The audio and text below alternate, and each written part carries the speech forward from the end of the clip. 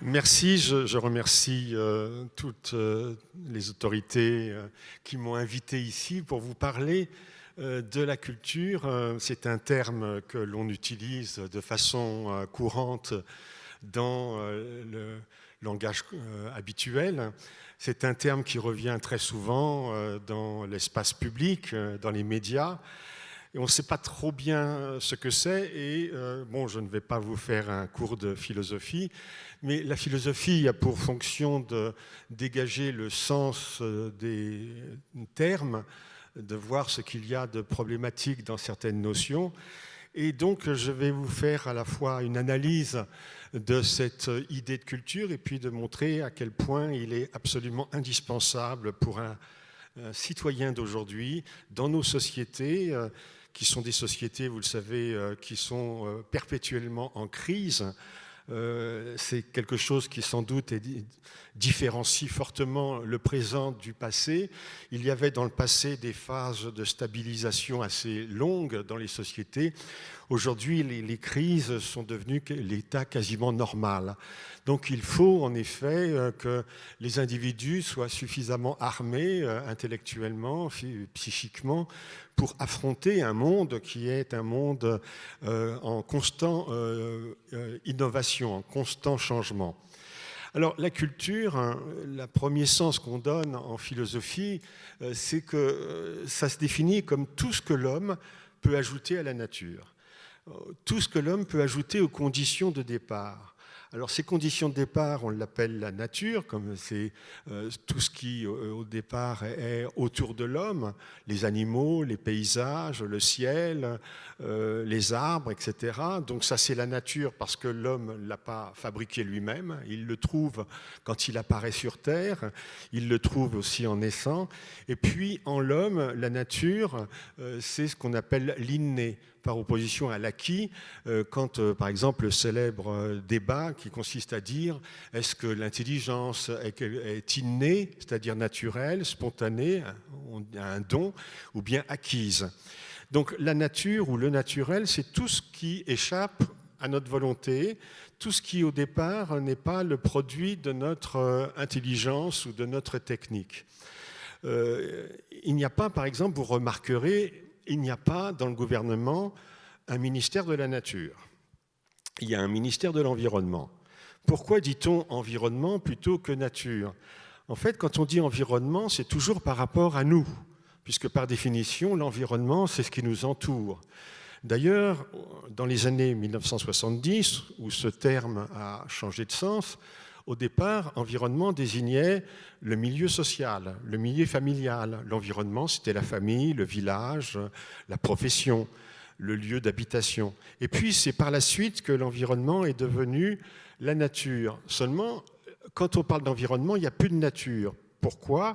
Parce que cette nature a été profondément transformée par notre habitat, par nos techniques. Vous voyez, par exemple, dans la ville, vous avez des parcs, hein, le jardin Lecoq qui est tout à côté. Alors bien sûr, il y a une pelouse, il y a des arbres. Ce n'est pas vraiment la nature, puisque cette pelouse a été plantée, ces arbres sont régulièrement surveillés et taillés. Et quand vous allez aujourd'hui dans un magasin de fleurs ou dans un magasin de plantes, je ne sais pas, Jardiland, ben, il n'y a pas une seule fleur vendue, pas un seul arbre ou arbuste vendu, dont on puisse dire qu'ils sont naturels parce qu'ils sont le produit d'hybridation, de sélection génétique. Donc en fait, il y a aujourd'hui des éléments qui au départ étaient naturels et qui ont été profondément transformés. D'ailleurs, c'est aussi le cas de l'être humain lui-même.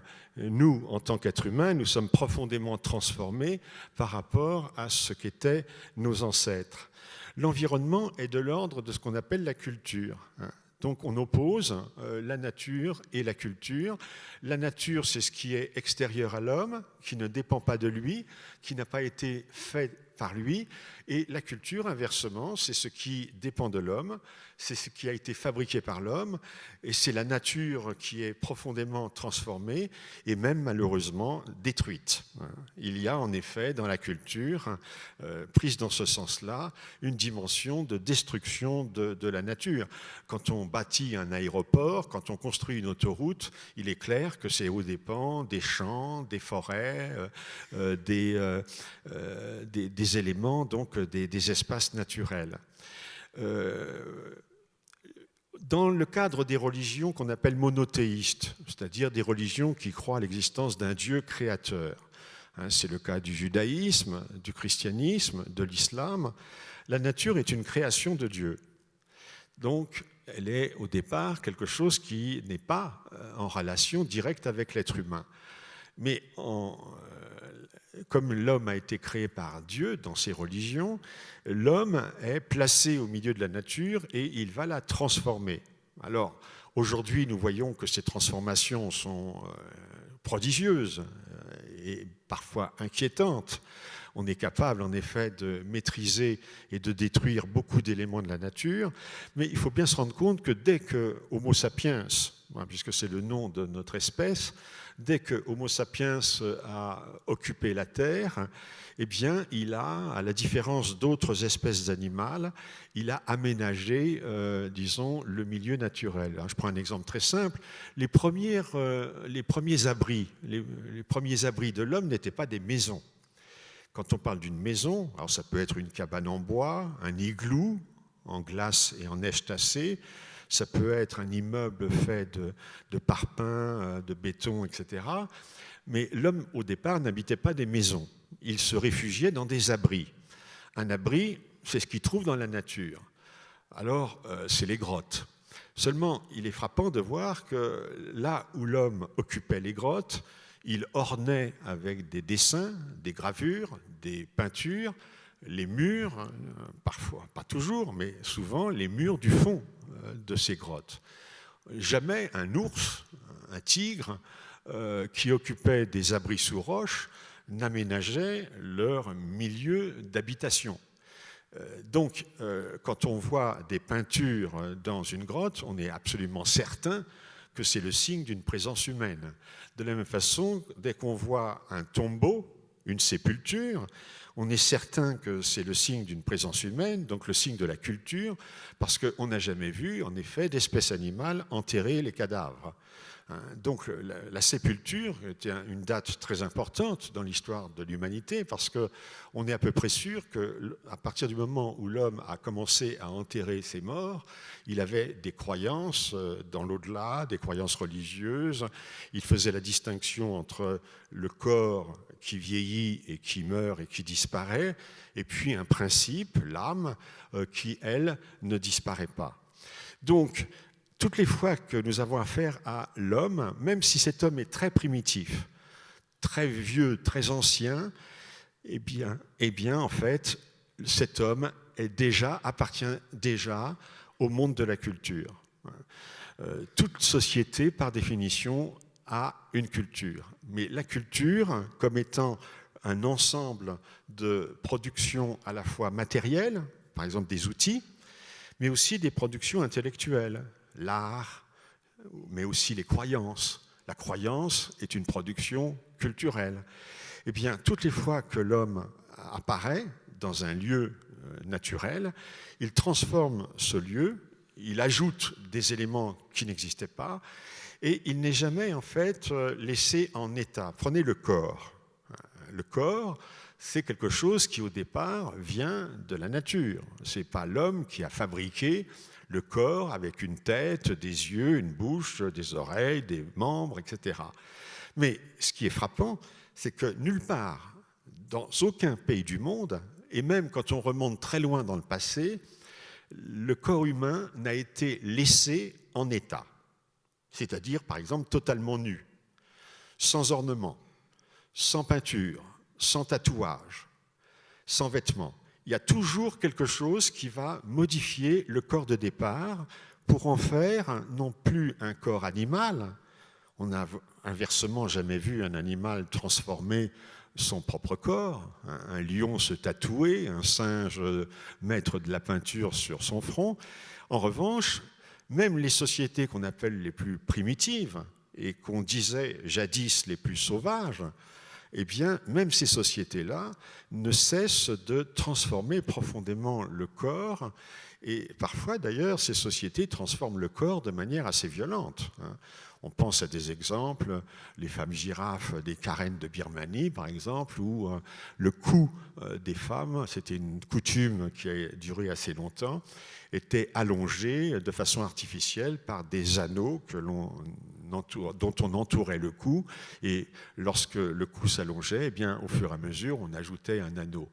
Mais il y avait des manières de se déformer le crâne, et il y a les cicatrices, les scarifications, etc., etc. Donc cette nudité totale, la nudité représenterait, disons, ce qu'il y a de naturel dans le corps humain. Cette nudité totale n'existe nulle part, dans aucune société humaine, à l'état social. Donc quand on parle de culture humaine, c'est ce qu'on appelle un pléonasme, c'est-à-dire que par définition, puisque l'homme est un être de culture, et puisque toute culture est humaine, parler de culture humaine, c'est répéter deux fois la même chose, qui est la définition du pléonasme. Donc, en fait, il est inutile de dire humain, d'ajouter humain à culture. Bon, aujourd'hui, on est un peu plus prudent parce qu'on a découvert chez certaines espèces animales des techniques ou des règles de transmission, et certains éthologues, alors un éthologue c'est un spécialiste du comportement animal, ou bien certains primatologues, des spécialistes des grands singes, eh bien, sont plus prudents sur cette question et utilisent parfois le terme de culture pour désigner la façon dont, chez certaines espèces animales, il y a une transmission d'un certain savoir, et par conséquent, on pourrait presque parler de culture. Enfin, globalement, là où il y a culture, si vous voulez, il y a humanité. Alors, la culture, ça suppose la transmission, ça c'est très important. La transmission, c'est-à-dire un rapport entre le passé, le présent et l'avenir. Dans les sociétés traditionnelles, d'ailleurs, cette tripartition n'était pas aussi nette que pour nous, parce que ces sociétés traditionnelles changent tellement lentement au cours du temps qu'elles ont l'impression de revivre, génération après génération, revivre un peu les mêmes expériences. Ce n'est pas du tout le cas de nous. Vous voyez, vous avez, disons, en moyenne une quinzaine d'années, vous ne vivez déjà plus dans le même monde que celui qui existait à votre naissance. Et vous mourrez dans un monde qui aura très peu de choses à voir avec le monde présent. C'est-à-dire qu'il y a ce qu'on appelle une accélération de l'histoire qui fait que les sociétés humaines sont prises dans un mouvement qui est un mouvement accéléré et un mouvement dans lequel rien n'est laissé en état. Ce n'était pas le cas autrefois. Autrefois, les hommes vivaient dans un temps presque immobile, dans un espace qui changeait très peu. Et quand ça changeait, ça revenait très souvent au point de départ au bout d'un certain temps. Comme par exemple, imaginez une épidémie, une guerre, une famine, ça tue beaucoup de gens, mais petit à petit, eh bien, on revient aux conditions de départ comme si rien ne s'était passé. Prenez un exemple qui montre à quel point l'homme est un être de culture et donc n'est plus un animal, exactement comme les autres animaux. D'ailleurs, le philosophe Hegel disait « l'homme est un animal et il le sait ». Mais du fait qu'il le sait, il ne l'est plus. Et Hegel, ici, il montrait l'importance de la conscience, le fait de penser. Voyez. Mais parlons, si vous voulez, restons dans le domaine du corps. Naturellement, nous avons des besoins. Nous avons le besoin de manger, le besoin de boire, le besoin de dormir. Pour parler des besoins élémentaires, il y a les besoins sexuels, il y a des besoins qui sont plus élaborés, des besoins d'apprendre, des besoins de se défendre, etc., etc. Mais si on s'en tient à des besoins strictement physiques, comme par exemple manger, dormir, ou les besoins sexuels, à ce moment-là, on s'aperçoit que, bien entendu, les besoins sont naturels au départ. Ce n'est pas nous qui avons inventé le devoir de dormir. On a besoin de dormir.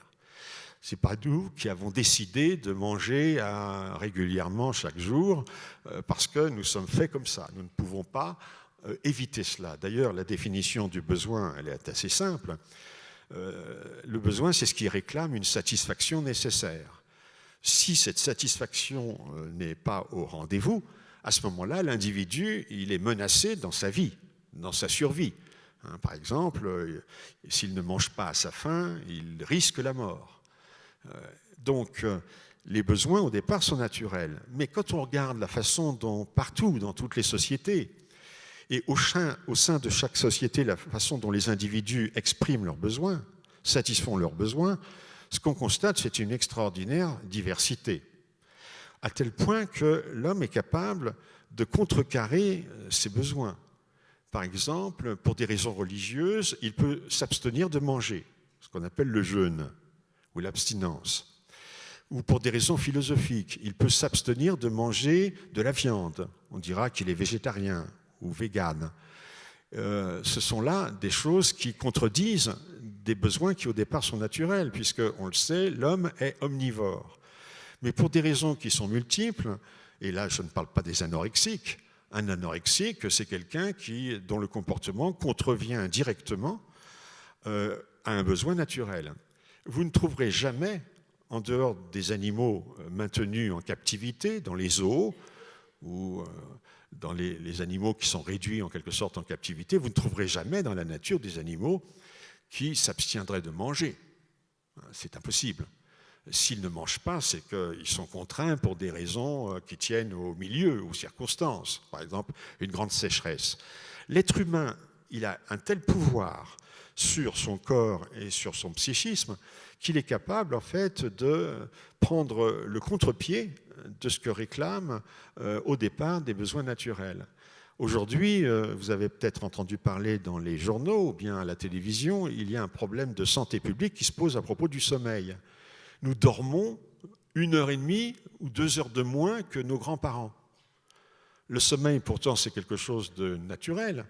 Mais comment se fait-il que dans la société aujourd'hui, ce besoin naturel soit à ce point dévié, à ce point entravé? Donc ça prouve à quel point l'inscription de l'homme dans la société, dans la culture, lui fait tourner le dos à son animalité, à la nature. Pour le meilleur, quand il crée, mais aussi parfois pour le pire, quand il détruit. Donc au besoin, eh bien, l'homme va ajouter toute une série, disons, d'impulsions. Il y a beaucoup de mots en français pour les désigner, les désirs, les envies, les fantasmes, les souhaits. Vous voyez, ce n'est pas de l'ordre du besoin. Quand j'ai un désir, quand j'ai une envie, ce n'est pas vraiment un besoin. Si j'ai l'envie de m'acheter le dernier vêtement à la mode, le dernier portable à la mode, etc., ce n'est pas vraiment un besoin. Je ne vais pas mourir si je ne l'ai pas. Mais je ressens un désir qui peut être extrêmement puissant, lequel, s'il n'est pas satisfait, me rend malheureux parce que je me sens frustré. Et la frustration, elle peut être aussi malheureuse que le manque. Le manque, c'est quand le besoin n'est pas satisfait. Par exemple, j'ai soif et je ne peux pas boire, j'ai faim et je ne peux pas manger. Tandis que la frustration, c'est quand le désir n'est pas satisfait. Alors, la grande différence qui existe entre les besoins et les désirs, c'est que les besoins, ils sont limités. Vous voyez, vous avez sommeil, vous dormez, il y a un moment donné, vous vous réveillez, vous n'avez plus sommeil. Vous avez faim, vous mangez, il y a un moment donné, quand les conditions sont normales, et vous êtes rassasié, vous n'avez plus besoin de manger. Le désir, lui, il n'est jamais satisfait. On n'est jamais assez riche, on n'est jamais assez puissant, on n'est jamais assez aimé. Parce que la richesse, le désir de richesse, le désir de puissance, le désir d'amour, par définition, n'ont pas de limite. Et donc, dès lors que ce désir est très fort et qu'il n'est pas satisfait, on peut en ressentir une frustration qui peut rendre aussi malheureux, et même parfois davantage, que quand c'est le besoin qui n'est pas satisfait. Maintenant, je passe à une deuxième façon de définir la culture. Quand nous disons le multiculturalisme, vous avez entendu parler de ce terme, c'est un terme qui est de plus en plus utilisé quand on parle de société multiculturelle, ou quand on dit qu'il faut respecter les cultures, quand on dit la diversité des cultures.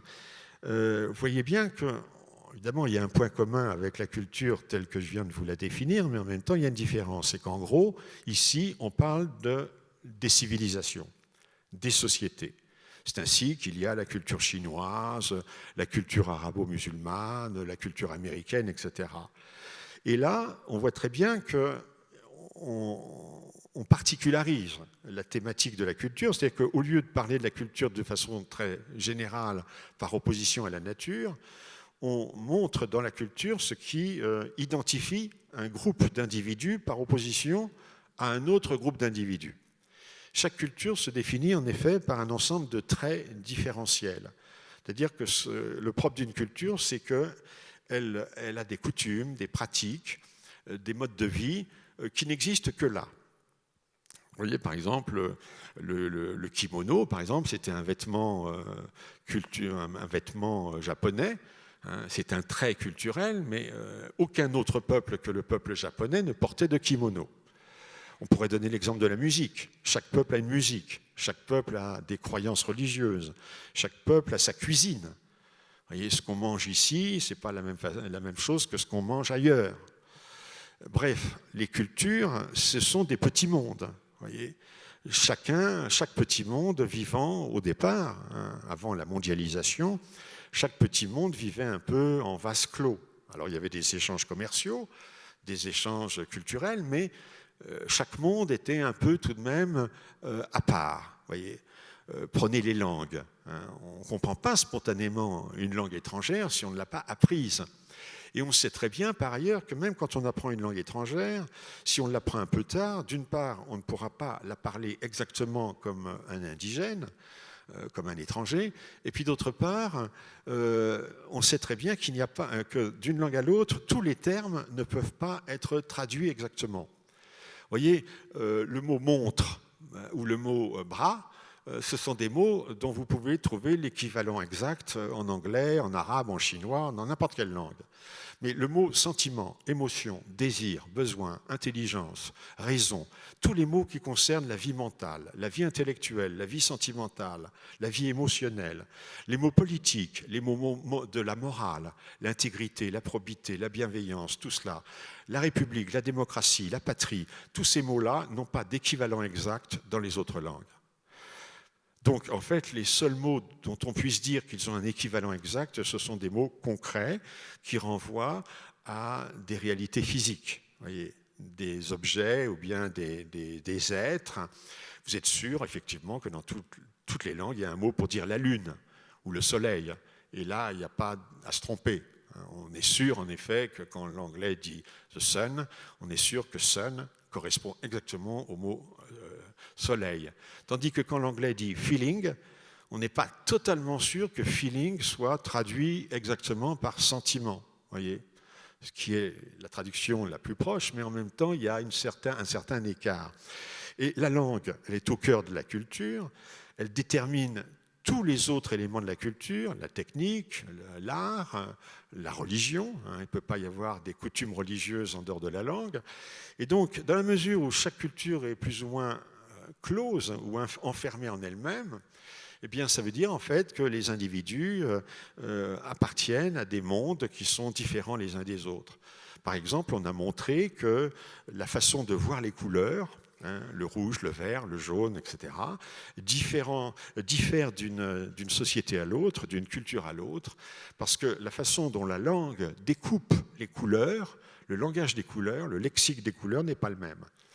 Les Esquimaux, les Inuits ont une vingtaine de mots pour désigner le blanc, parce qu'ils vivent dans des contrées de glace et de neige, donc ils ont besoin de différencier toutes les nuances de blanc, alors qu'en français, on a un mot blanc, et puis on est obligé d'utiliser des adjectifs, plus ou moins crème, blanc ivoire, blanc mat, blanc brillant, mais on est vite arrêté, vous voyez, par notre vocabulaire.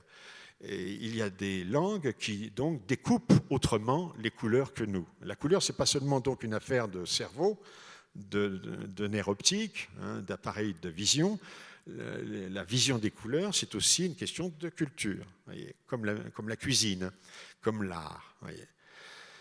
Alors, à ce niveau-là, vous voyez, tout à l'heure, quand on a dit la culture, c'est ce qui est contre la nature, c'est ce qui ajoute à la nature, là, on est dans la grande communauté humaine, ça c'est l'élément commun à tous les hommes. Mais là, vous avez la culture qui est le point de différence entre une société et une autre société. Et ces différences peuvent aller jusqu'aux oppositions. Prenez la religion. Il est clair qu'il y a une opposition entre certaines religions, ce qui a conduit à des guerres de religion. Il y a des oppositions entre les croyances. Il y a ceux qui croient qu'il y a une vie après la mort et ceux qui n'y croient pas. Il y a ceux qui croient que les animaux ont une parole et ceux qui n'y croient pas. Toutes les mythologies sont des visions du monde, évidemment, qui se contredisent les unes les autres. Alors, ce à quoi il faut prendre garde, et là, ça nous permet de nous introduire dans le cœur du sujet, c'est que quand on appartient à une culture, alors on ne peut pas faire autrement, puisque quand un enfant naît, il naît dans une famille, cette famille, elle appartient à une société, à une culture, et donc, dès le départ, un enfant, il est profondément marqué par sa culture de naissance. On sait depuis quelques années aujourd'hui que le bébé, le langage du bébé, ce qu'on appelle le babil ou la lallation, ce sont des termes techniques pour désigner les premiers sons qu'un nouveau-né énonce avant de pouvoir parler. Eh bien, ces premiers sons, au départ, on pensait qu'ils étaient naturels. Vous voyez, blablabla, la, etc. Et on s'aperçoit, en faisant des expériences et des études très poussées, que, en fait, les bébés ont un mode de babil, un babil ou une lallation qui change d'une société à l'autre. Un bébé chinois ne dira pas les mêmes sons qu'un bébé français. Et donc, même si ces sons ne signifient rien de précis dans une langue, ils sont déjà marqués par la langue que le bébé entend autour de lui. Voyez. Et donc, avant même d'apprendre les premiers mots, son langage est déjà marqué par les sons qu'il entend dans son entourage. Voyez. Or, il faut bien faire attention ici à une grande confusion qui est souvent commise. On appartient tous à une culture. Mais il faut faire la distinction entre l'appartenance et l'identité. Parce qu'aujourd'hui, cette notion d'identité est devenue un peu folle. Vous voyez, on parle d'identité personnelle, d'identité nationale, d'identité religieuse, d'identité culturelle. En effet, l'identité, qu'est-ce que c'est ? Bon, à l'échelle de l'individu, c'est tout ce qui peut définir un être humain ou un groupe. Et il est clair qu'une identité englobe des appartenances multiples. Prenons un exemple très simple, une Française musulmane d'origine algérienne. Son identité, c'est pas seulement qu'elle est française, musulmane et d'origine algérienne, ça, ce sont des noms d'appartenance. Elle est française, c'est-à-dire qu'elle appartient à la catégorie citoyenneté française. Elle est musulmane, c'est-à-dire qu'elle appartient à une catégorie religieuse, l'islam. D'origine algérienne, elle appartient à un autre ensemble qui est les migrants d'origine algérienne.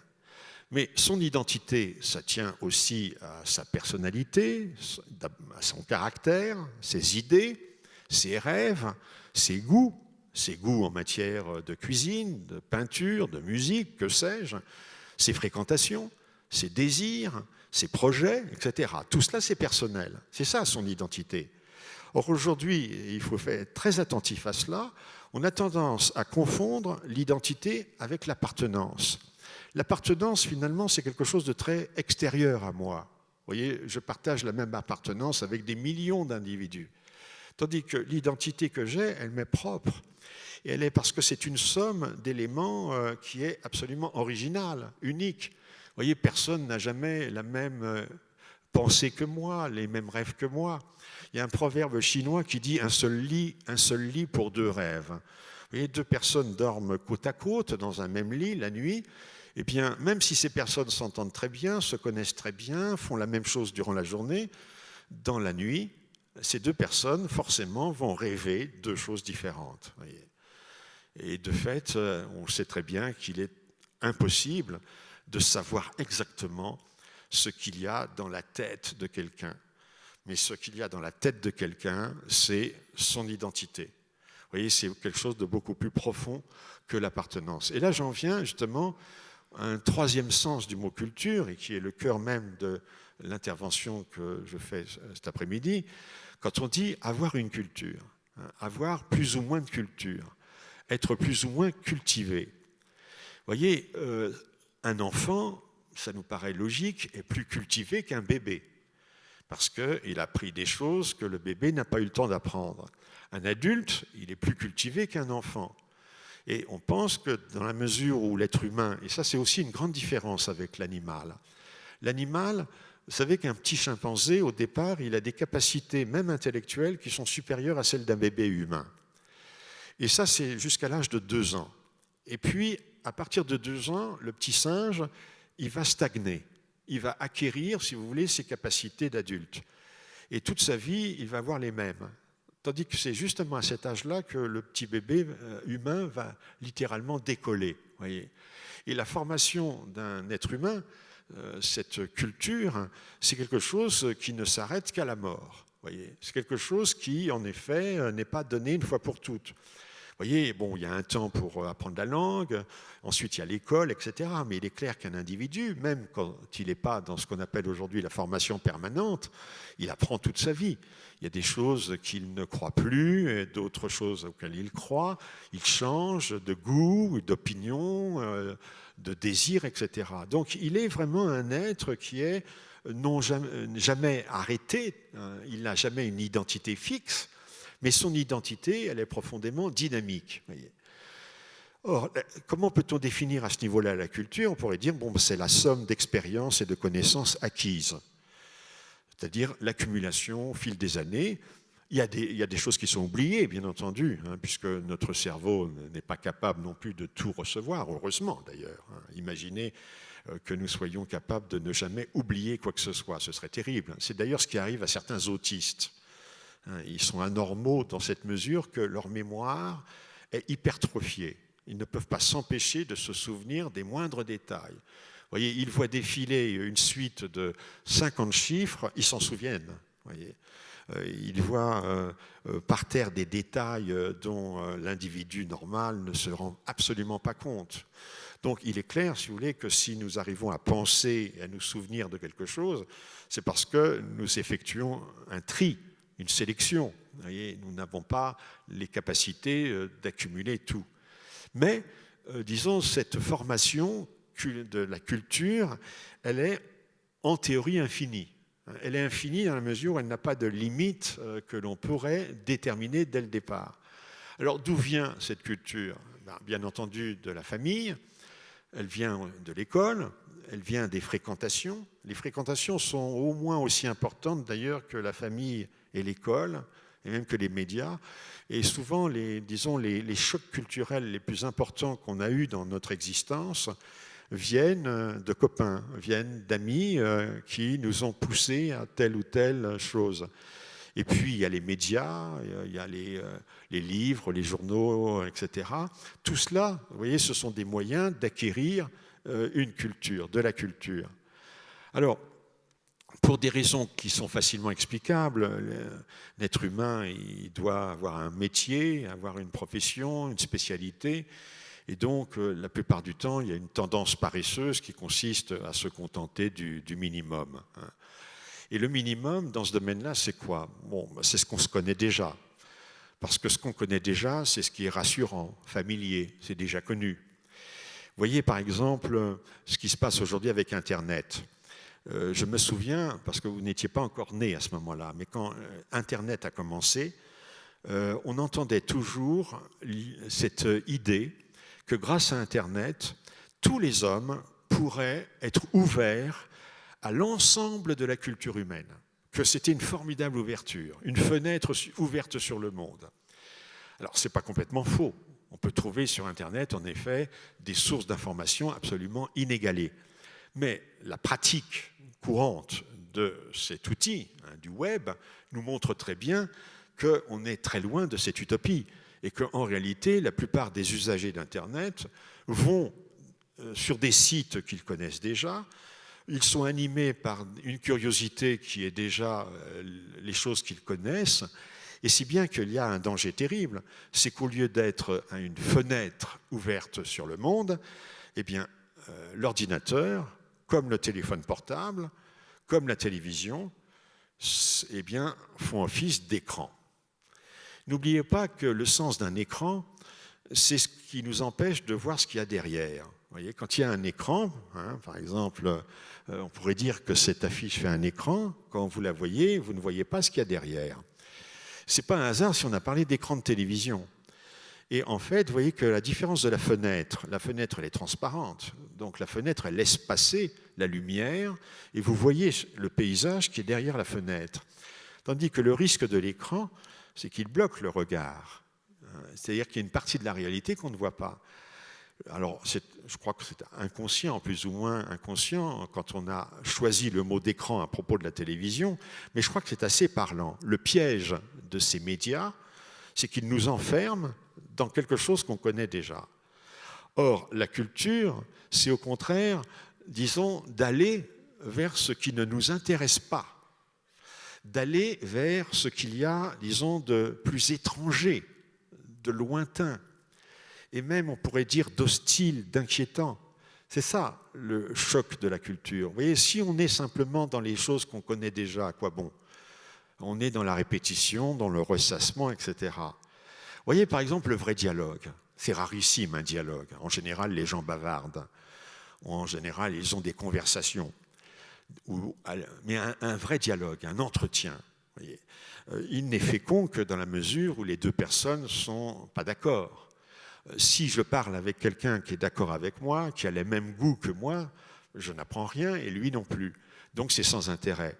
Là où c'est véritablement très intéressant, c'est que j'ai affaire à quelqu'un qui est étranger à moi et qui n'a plus du tout les mêmes références que moi. Et là, il me met en question, il me met en cause, en doute aussi. Alors c'est une épreuve.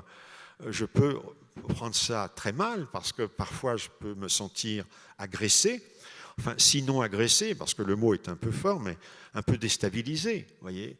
Comme quand justement la première fois quand on a eu affaire aux cuisines étrangères.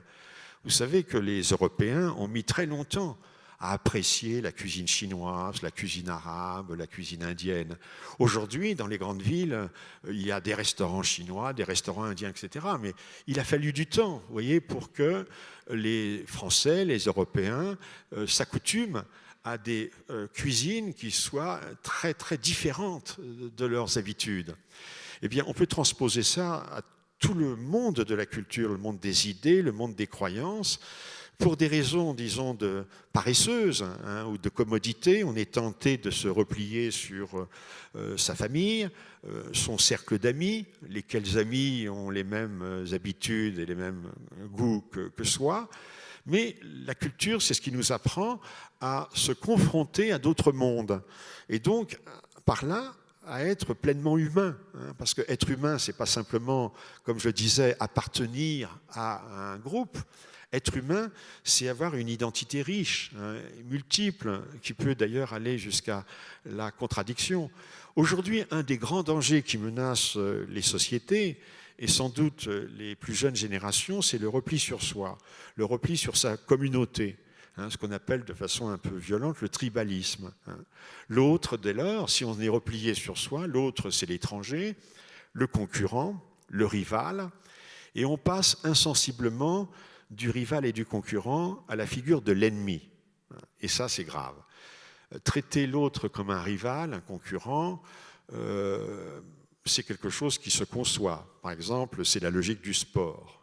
C'est aussi la logique de l'économie. Il y a une économie de concurrence. La rivalité est quelque chose qui fait partie, si vous voulez, de l'histoire humaine dans ce qu'elle a de plus progressiste. En revanche, là où il y a danger, c'est quand l'autre, au lieu d'être simplement un rival ou un concurrent avec lequel on est en compétition, l'autre devient un ennemi. Et vous voyez qu'il y a une grande différence, c'est que l'ennemi, c'est celui dont je veux la mort. Le concurrent ou le rival, c'est celui sur qui je veux gagner ou celui sur qui je veux l'emporter. Mais il y a une très grande différence entre vouloir la mort de l'autre et vouloir la victoire sur lui. Voyez. Et d'ailleurs, c'est la raison pour laquelle les Grecs, quand ils ont inventé les Jeux olympiques, vous savez qu'au départ, les épreuves sportives aux Jeux olympiques, c'était les exercices des guerriers, hein, le lancer du javelot, la boxe, la course à pied. Et donc, le sport peut être défini comme une sorte d'acculturation, de sublimation de la guerre, avec un avantage énorme, c'est que le sport arrête la compétition au seuil de la mort. La victoire suffit. Voyez. La défaite est une mort symbolique, mais il vaut mieux une mort symbolique qu'une mort physique. Et d'ailleurs, c'est tellement vrai que le sport a joué contre la guerre, c'est que quand il y avait la guerre, eh bien, les Jeux olympiques arrêtaient la guerre, voyez, en Grèce. À l'époque moderne, malheureusement, c'est l'inverse qui s'est passé. C'est-à-dire quand il y a eu la guerre, elles ont arrêté les Jeux olympiques. Comme par exemple, ça s'est passé en 1914, 1940, 1944. Il n'y a pas eu de Jeux olympiques, alors qu'il aurait dû en avoir. Les 2 guerres mondiales les ont arrêtés. Donc en fait, la culture, c'est l'apprentissage du contact avec l'autre et esquiver ce qu'il y a de pire dans les relations entre les hommes, c'est-à-dire la haine et la pulsion de destruction. La haine et la mort. La culture est une école de joie. On ne peut pas imaginer à quel point quelqu'un qui se cultive, quelqu'un qui bénéficie d'une grande culture, c'est quelqu'un qui vit dans un état de joie. Il ne connaît aucun moment d'ennui ou de tristesse. Alors ça ne veut pas dire que la culture soit simplement l'annonce de bonnes nouvelles. Vous connaissez suffisamment le théâtre classique pour savoir qu'il y a des tragédies. Et puis regardez l'exemple du cinéma, que vous connaissez sans doute mieux. C'est clair que dans le cinéma, il y a très souvent de la violence, il y a très souvent des drames, etc. Donc, quand on dit que la culture est une école de joie, ça ne veut pas dire que les messages de la culture sont forcément toujours comiques ou joyeux. Mais le simple fait, si vous voulez, de connaître, d'apprendre, de découvrir, c'est quelque chose qui permet d'être joyeux parce que quelqu'un qui sait est évidemment plus fort que quelqu'un qui ne sait pas et il est plus libre. Et la joie, c'est l'expression de la force et de la liberté, voyez, à la différence de la tristesse qui, elle, est l'expression de l'esclavage ou de la servitude et de la faiblesse. Ce qui répète les préjugés, c'est la tristesse. Voyez. On a peur de la nouveauté, on est bête. Il y a une bêtise de l'ignorance et une bêtise aussi de l'enfermement. Alors, il ne faut pas imaginer qu'il y a l'humanité divisée en 2 clans. D'un côté, ceux qui sont très intelligents et puis de l'autre, ceux qui sont très bêtes. N'importe qui a ses moments de bêtise et sa dimension de bêtise. Mais la culture, c'est ce qui permet justement de nous libérer de notre tentation de bêtise. On a cette tentation-là. Et dans la bêtise, on est en effet dans la fermeture sur soi. Pensez par exemple les blagues, les pires blagues, je pense aux blagues misogynes et aux blagues racistes, elles ne peuvent être appréciées que dans un groupe fermé, vous voyez, dans la mesure même où ces blagues-là sont l'expression d'une certaine bêtise. Or, il faut bien considérer que quand on parle de la joie, il faut considérer que la joie est supérieure au plaisir, parce que dans le plaisir, quelque chose de purement, disons, consumériste, passif. Quand j'ai du plaisir, alors le plaisir est une bonne chose, bien entendu, il ne s'agit pas de contester le bien fondé du plaisir, mais le plaisir nous met dans un état passif. Tandis que dans la joie, vous voyez, quand on a la joie d'apprendre, la joie de comprendre, la joie de découvrir, la joie de chercher, tous les scientifiques vous le diront, ce qui les anime, évidemment, ça peut être... Alors, ils sont très contents de gagner de l'argent, d'être connus, mais ce qui les anime fondamentalement, c'est la joie de la recherche. Or, cette joie, elle est bien supérieure au plaisir dans la mesure où il y a quelque chose de créateur, voyez. La joie, c'est cette conscience qu'on n'est pas simplement passif, qu'on reçoit passivement des images, des slogans, mais que l'on est créateur. Et puis autre chose, parce que c'est un élément qui domine dans notre société, la joie évidemment est infiniment supérieure à l'excitation. Aujourd'hui, nous balançons souvent entre le plaisir et l'excitation. Et d'ailleurs, l'excitation qui est commandée par le commerce qui est commandé par l'industrie médiatique, l'industrie du divertissement, où finalement ce qui est cherché, c'est exciter les gens, parce que l'excitation, c'est ce qui étourdit, ne fait plus penser, et puis ce qui aussi supprime l'ennui. Lorsqu'il y a des spectacles, souvent, en effet, l'élément d'excitation, eh bien, on sait que l'ennui va être chassé. Or, la joie, bien entendu, elle est beaucoup plus prenante. L'excitation n'a qu'un moment. On ne peut pas être excité 24 heures sur 24. Tandis que dans la joie, c'est un état durable. Voyez. Donc, il y a pas simplement, la culture, c'est pas simplement, disons, un luxe qui devrait être réservé à une élite. C'est véritablement quelque chose qui rend les individus libres et, disons le mot, heureux. C'est une formidable école de liberté. Et il faut prendre liberté ici dans un sens, disons, concret. Aujourd'hui, par exemple, dans le domaine politique, on entend souvent liberté comme si c'était une simple possibilité. Il ne faut pas définir la liberté comme une possibilité. Ça, vous voyez ça, par exemple, dans les constitutions et même dans les déclarations des droits de l'homme. Bon, il ne s'agit pas de dire qu'elles n'ont pas de légitimité, mais ça ne suffit pas. Pourquoi? Parce que imaginez si vous dites à quelqu'un, vous êtes libre de voyager, et qu'il n'a aucun argent pour le faire. C'est se moquer de lui, de dire qu'il est libre de voyager. Vous dites à des citoyens, vous êtes libres de choisir les députés du parti de votre choix. Mais si ces gens-là ne savent pas lire et écrire, ou s'ils n'ont aucune conscience politique, qu'est-ce que ça veut dire la liberté de voter quand il n'y a pas une culture minimale au départ? Toutes les libertés, et vous savez que nos démocraties, elles ne sont pas avares, on nous donne toutes les libertés. Liberté de penser, de s'exprimer, d'aller et venir, liberté de travailler, etc., etc. Mais il faut les conditions concrètes pour être libre. C'est pour ça qu'au lieu de définir la liberté comme une possibilité, il faut la définir comme une puissance. Et cette puissance, elle peut être matérielle, un minimum d'argent, un mode de vie matériel qui soit suffisant pour satisfaire les besoins élémentaires, et puis au niveau culturel, la puissance, c'est la capacité à apprendre, à savoir, à critiquer, à analyser, à ne pas gober tout cru les informations que l'on reçoit. Vous savez que Internet est aujourd'hui une sorte de tout à l'égout pour les rumeurs les plus absurdes. Il n'y a jamais eu autant de théories complotistes, de théories conspirationnistes avec Internet, puisque n'importe qui, avec un simple téléphone portable, peut diffuser des images avec des commentaires aberrants. Et il se trouve que des milliers et des milliers de consommateurs, d'internautes peuvent avoir accès à ces sites et prennent comme argent comptant des choses complètement aberrantes ou farfelues parce qu'ils n'ont qu'un critère pour juger. Voyez. Aujourd'hui, il y a eu une telle contestation du principe d'autorité que, en fait, n'importe qui peut se posé comme journaliste, prescripteur d'opinion, etc. Il y a là un grand danger, voyez, par rapport, par exemple, aux anciens dictionnaires ou encyclopédies. Quand vous ouvriez un dictionnaire Larousse, au départ, vous savez que tous les rédacteurs des articles étaient des gens compétents en géographie, en histoire, en biologie, etc., pour rédiger les articles. Or, aujourd'hui, si vous voulez, quelqu'un qui n'a pas de culture, quand il arrive sur Internet, il cherche une information, il n'a aucun critère pour distinguer non seulement le vrai du faux. Il n'y a pas tellement de faux, si vous voulez, sur Internet. Mais le plus important, c'est qu'il n'y a aucun critère pour distinguer ce qui est important et ce qui ne l'est pas. Et puis aussi le réel et l'illusoire. Aujourd'hui, je crois que le grand problème, ce n'est plus tellement celui du vrai et du faux.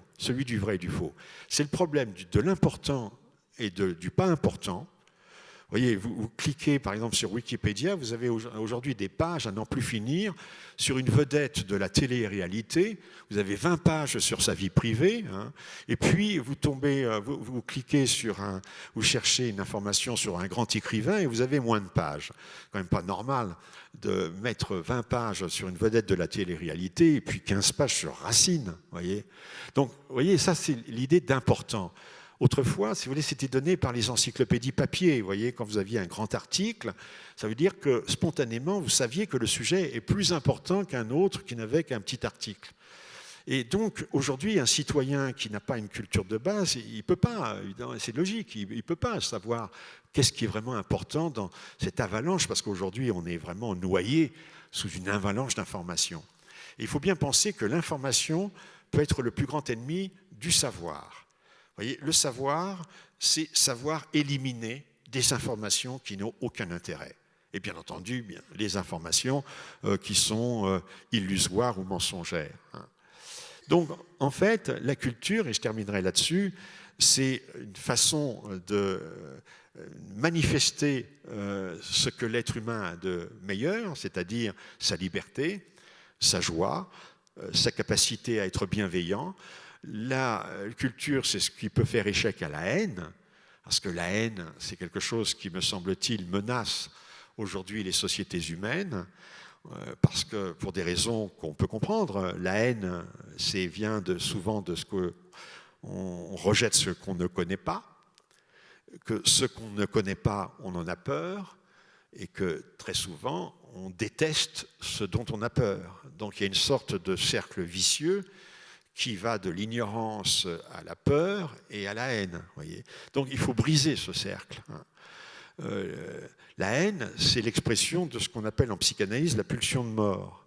Et on pourrait d'ailleurs définir la culture comme tout ce qui peut faire échec à la pulsion de mort.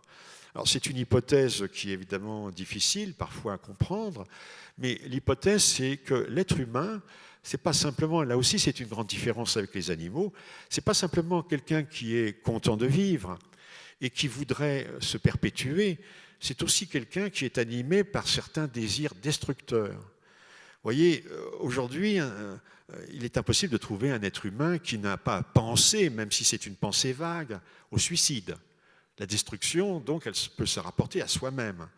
Mais aussi, elle peut se rapporter vers l'extérieur, la destruction des objets, le meurtre.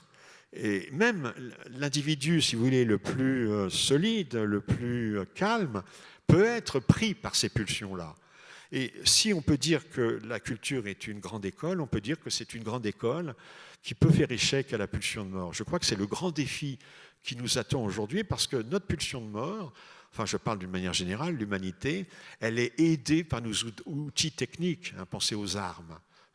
Tant qu'il y avait les poings, les griffes, les dents, ou les pierres, la pulsion de mort était là. Mais on peut dire qu'elle ne faisait pas tellement de dégâts. Aujourd'hui, la pulsion de mort, elle a à sa disposition des armes qui sont terrifiantes. Donc, il faut faire échec à cela. Et donc, on peut dire, et je terminerai là-dessus, qu'effectivement, la culture, en tant qu'école de liberté et de joie, c'est ce qui permet de faire échec à la pulsion de mort et par conséquent, de permettre aux 7 milliards d'Homo sapiens que nous sommes aujourd'hui sur Terre, bientôt 8, eh bien, de vivre dans une coexistence le plus pacifiquement possible. Voilà, donc, merci.